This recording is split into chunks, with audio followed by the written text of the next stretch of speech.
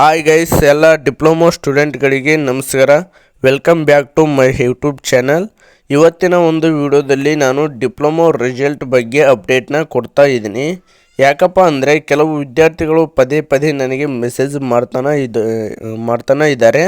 ಇದರಿಂದಾಗಿ ಕೆಲವೊಂದಿಷ್ಟು diploma result ಬಗ್ಗೆ ಅಪ್ಡೇಟ್ಸ್ ನನಗೆ ಬಂದಿರುವಂತಹ ಮಾಹಿತಿ ಬಗ್ಗೆ ತಿಳಿಸ್ಕೊಡ್ತೀನಿ.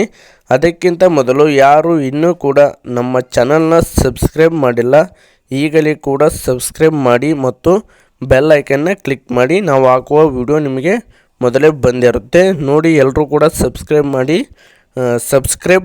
ಸಬ್ಸ್ಕ್ರೈಬ್ ಆದರೆ ಇಂಥ ಸೂಪರ್ ಆಗಿರೋ ಕಂಟೆಂಟ್ ನಿಮಗೋಸ್ಕರ ಕಂಟಿನ್ಯೂಸ್ ಆಗಿ ಸಿಗ್ತಾ ಇರುತ್ತೆ. ಓಕೆನಾ? ಬನ್ನಿ ಸ್ನೇಹಿತರೆ, ವಿಡಿಯೋನ ಸ್ಟಾರ್ಟ್ ಮಾಡೋಣ.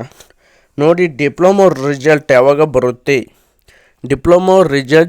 ಬರುತ್ತೆ ಅಂತಕ್ಕಂಥ ಒಂದು ಕ್ವೆಶನ್ನ ಎಲ್ಲರೂ ಕೂಡ ಪದೇ ಪದೇ ಮೆಸೇಜ್ನ ಮಾಡ್ತಾನೆ ಇದ್ದಾರೆ. ನೋಡಿ, ನನಗೆ ಬಂದಿರೋ ಮಾಹಿತಿ ಪ್ರಕಾರ second week state level sports ಇದ್ವು. ಓಕೆನಾ? ಸೆಕೆಂಡ್ ವೀಕ್ ಸ್ಪೋರ್ಟ್ಸ್ ಲೆವೆಲ್ ಇದ್ವು. ಆದ್ದರಿಂದ ರಿಸಲ್ಟ್ ಏನಿದೆಯಲ್ಲ, ಡಿಪ್ಲೊಮೊ ರಿಸಲ್ಟ್ ಡಿಲೇ ಆಗ್ತಾನೆ ಹೋಯಿತು.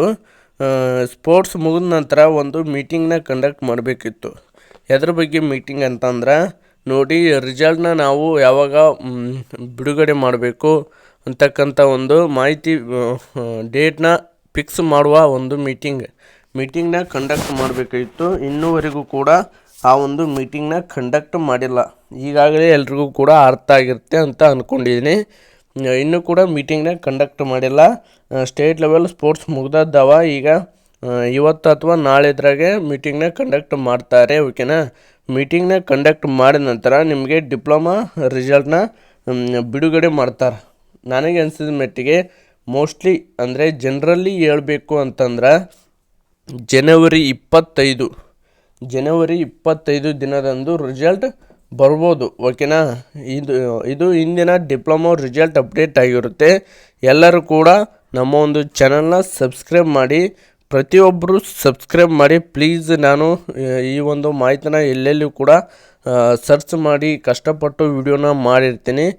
ಪ್ರತಿಫಲ ಕೊಡೋದು ಬಿಡೋದು ನಿಮಗೆ ಬಿಟ್ಟಿದ್ದು. ಅದಕ್ಕಾಗಿ ಎಲ್ಲರೂ ಕೂಡ ಒಂದೇ ಒಂದು ಸಬ್ಸ್ಕ್ರೈಬ್ ಮತ್ತು ಲೈಕ್ ಕೊಡುವ ಮುಖಾಂತರ ನಮಗೆ ಸಪೋರ್ಟ್ ಮಾಡಿದರೆ ನಮಗೆ ಇನ್ನೂ ಕೂಡ ವಿಡಿಯೋನ ಮಾಡಲಿಕ್ಕೆ ಇನ್ನೂ ಹೆಚ್ಚಿನ ಮಾಹಿತಿಯನ್ನು ಹುಡುಕಿ ವಿಡಿಯೋ ಮಾಡಲಿಕ್ಕೆ ಉತ್ಸಾಹ ಬರುತ್ತೆ ಅಂತ ಹೇಳ್ಬೋದು. ಮುಂದಿನ ಒಂದು ವಿಡಿಯೋದಲ್ಲಿ ಸಿಗೋಣ. ಎಲ್ರಿಗೂ ಕೂಡ ಧನ್ಯವಾದಗಳು.